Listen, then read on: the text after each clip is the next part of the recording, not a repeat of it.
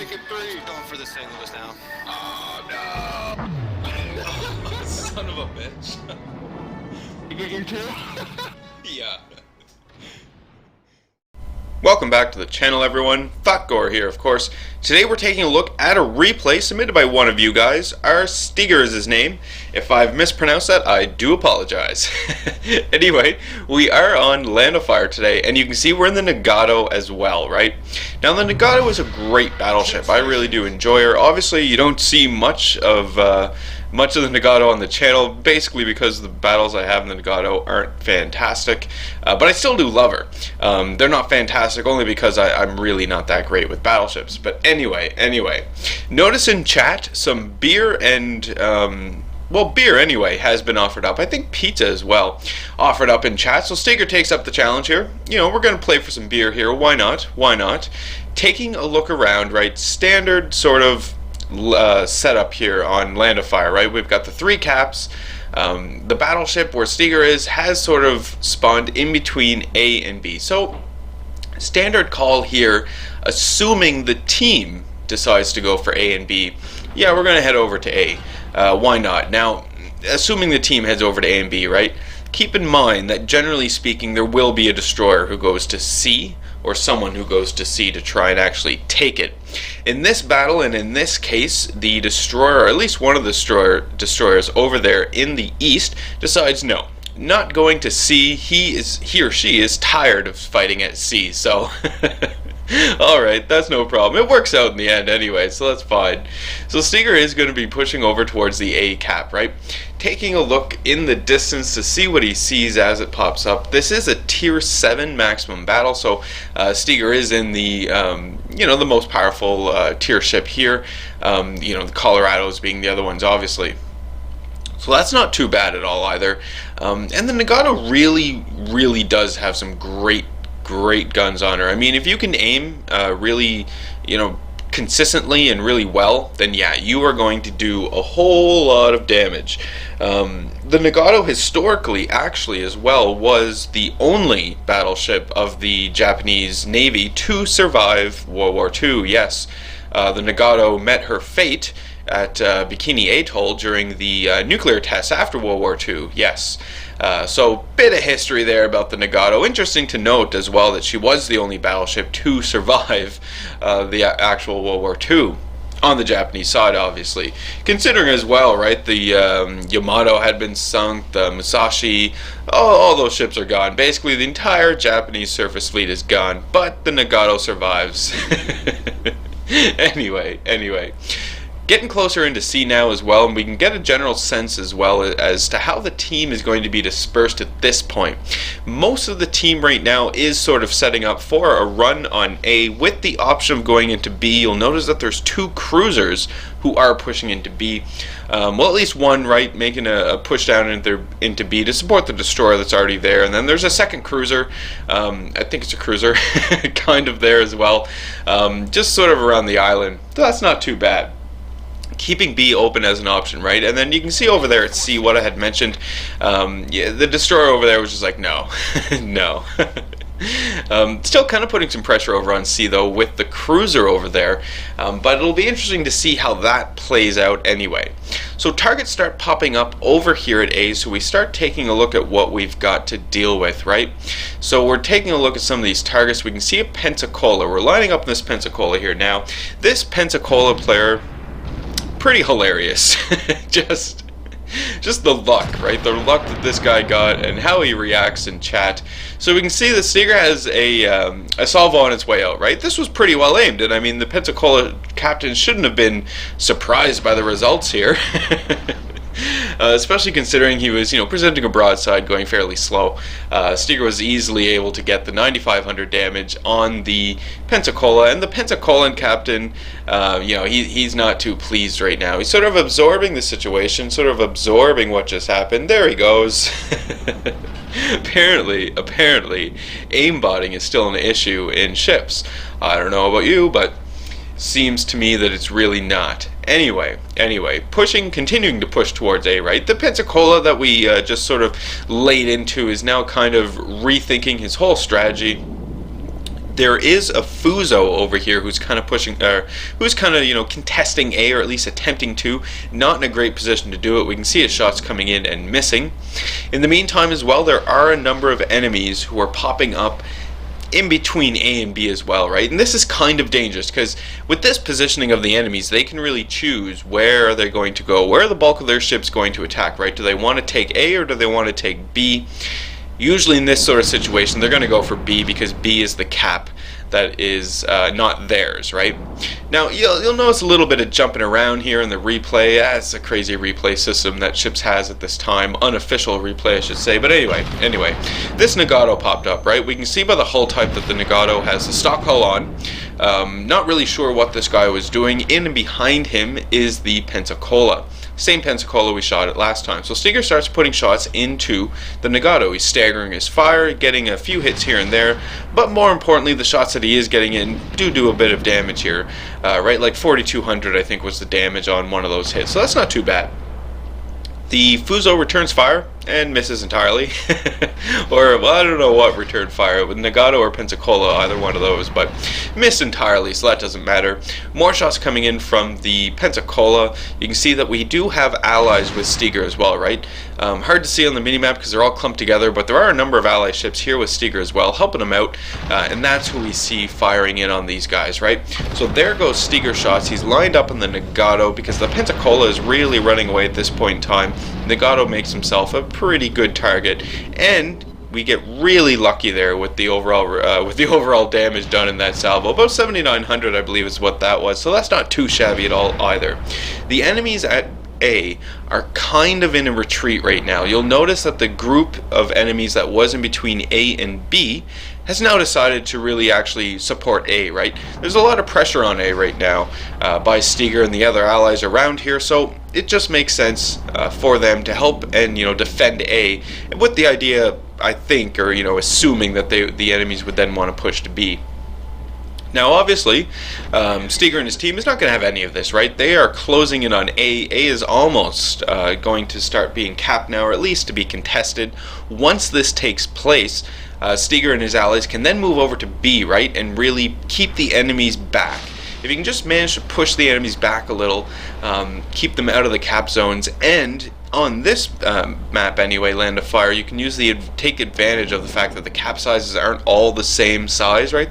They don't all have the same circumference. So as a result, you can push the enemies back not as far, but still keep them out of B, right? So that's kind of important to keep in mind. See if it can actually happen. The enemy Fuso pops up. We can see him back in the distance. So Steger shoots off some of his guns, manages to get a few more lucky hits there, and 44,000 plus damage. So that's not too bad at all. Fuso returns fire and misses entirely. Excellent. Not too bad there at all. The A cap is now being capped, right? So excellent. The allies still don't have C, but yeah, neither do the enemies, so that's not too bad. The fight is really happening over here at A and B. So once you can take A, the idea is then obviously to move in and take B. Now, being careful this whole time because, again, look, the Nagato right in the background, even though he's stock, he still has decent guns on the ship. So he's just sort of cruising around, picking off targets. We can see him firing now at Steger. Steger has shots going into him as well. And it's just a matter of seeing whose shots do more damage. Blam. Nice citadel hit there on the Nagato, so that is not too shabby at all. And Nagato goes down to, just above half health, so pretty fantastic. In the meantime, get the assist on the base capture at A. Fantastic job there. Now it's a matter of taking B. The enemies have started to cap B, right? They are contesting this. They're not just going to sit around and let this happen. So it's important, for Steger to get in here, sort of lead the push for his team, right? Lead the charge for his team. This is just purely coincidental, obviously. The position of Steger versus his allies just made it happen that when Steger turns, he becomes the lead on this push. Anyway, Pensacola, that's the same Pensacola we mentioned earlier. So shots are going in, yeah, they miss. So that's not too bad at all, but, well, yeah, not too surprising at all, I should say. The Pensacola was actually maneuvering around, so it makes sense we didn't hit it. We do see another enemy battleship. It's a Colorado. He's out here as well, so we're going to have to try and do something about the Colorado, because he's a pretty big threat, especially if he decides to start focusing you down, right? Steger's on fire ×2. He did take a few hits, but he's able to repair. This is the first bit of damage he's taken all battle, so able to repair and get most of the health back, so that's not too bad at all. Shots are still incoming, right, from the enemy ships. There's the Pensacola, there's the Colorado, there's the Nagato now as well, and if Steger continues to push forward, he's going to have to deal with the Fuso, and he has a broadside face to the Fuso. Fortunately, Steger does also happen to note what is going on the port side of his ship, and there's a destroyer right over there, right? So we need to keep this guy in mind. Obviously, going forward is no longer an option. Gonna need to turn. While we're turning, we can start putting shots into the enemy Colorado. Now, the enemy Colorado has taken quite a beating so far, so just a matter of putting a few last salvos into him and finishing it off. So we can see the shots on their way in. There we go, fantastic. Colorado is down, and that is Steger's first kill, so that's not too bad at all. Taking a look around at more of the enemies, more importantly though, the destroyer, right? We can see the destroyer over there, it's a Kiev, so we know that we're not really in threat of getting hit by torpedoes. What the Kiev would pose a threat for is just consistently firing at us and keeping us on fire, right? Setting those fires and unable to repair them. There is the same Pensacola. Yeah, shots are on their way out. Yeah. That was pretty great. So 2 Citadels on the Pensacola, managed to take him out and get the devastating strike. Not too shabby at all. Of course the Pensacola captain has something to say about it. There we go, pops up in chat. At least though, I mean, to his credit, at this point in time, I was fairly surprised to see that this player didn't just continue to rage out in chat. So kudos to you, buddy. I mean, at the very least, you were able to recognize, hey, you know, I only took a bit of damage this battle, and it killed me. He didn't actually type it in chat, but I'm hoping, and I'll give him the benefit of the doubt, that he has come to the realization that maybe he needs to play the Pensacola a little differently, or at the very least, this was just, you know, one of those matches. We all have them, right? Enemy battleship over there, it is a Wyoming, so the Wyoming is almost dead. Just putting a few last salvos into him. Again, Steger has a lot of ally support in and around him, which is very nice to see, so those are the shots we see going in, obviously, right? So Steger just managed to reload here. Shots are on the way out for the enemy Wyoming. Let's see if we can't get this guy gone as well. Fantastic. There's another Citadel, and the enemy Wyoming is dead. So Steger is now sitting on 3 kills. That is not too shabby at all. In the meantime as well, we can see that the enemies only have 4 enemy ships remaining, right? So things are going fairly well right now, obviously. As well, we can see here that one of the enemy battleships, right, is to the extreme south of A, essentially taking himself out of the battle. He's way out of position to actually be able to deal with anything, let alone, you know, push up and take A. Steger has a number of allies over there at A, though, so don't even need to worry about that. Pushing and circling in around B, the big main focus right now is to actually take this B cap, right? Want to be able to take the cap so we can get the advantage in the cap points and take the lead in overall points, because even though the enemies only have 4 ships remaining, they had a, you know, they have a good not good, but a bit of a lead in terms of points, right? And I say it's not good because these things can change. So shots are on the way for the Cleveland. Oh yeah, that was pretty great as well. And the Cleveland is gone. Fantastic. Not too bad at all. So those were some really nice little hits. We can see as well that we do have an enemy cruiser off to the port side. It is a Nuremberg, I believe. Nuremberg or Königsberg. One of those two, putting shots into Steger here. Now, not really that big of a threat, you know, technically, because you can more or less one-shot this guy with the guns in the Nagato. That is for certain. However, the threat here is, look how this guy's maneuvering, the Königsberg is maneuvering, right? Makes it really hard, and how far out he is as well, to actually land significant and meaningful shots on a target like this. And to his advantage, or to this player's advantage, as long as this player continues to land high explosive shots into Steger, he can actually start letting him on fire, right? And start doing damage that way. replay. At these ranges, even though it's a German cruiser, I wouldn't necessarily recommend firing armor piercing, just simply because of the ranges involved. You're going to end up losing a lot of your penetration value and whatnot on that, so yeah. Shots are on the way out for the Konigsberg. Looking pretty good, actually. Kind of surprising. Oh, so close, so close. This guy is just being a menace.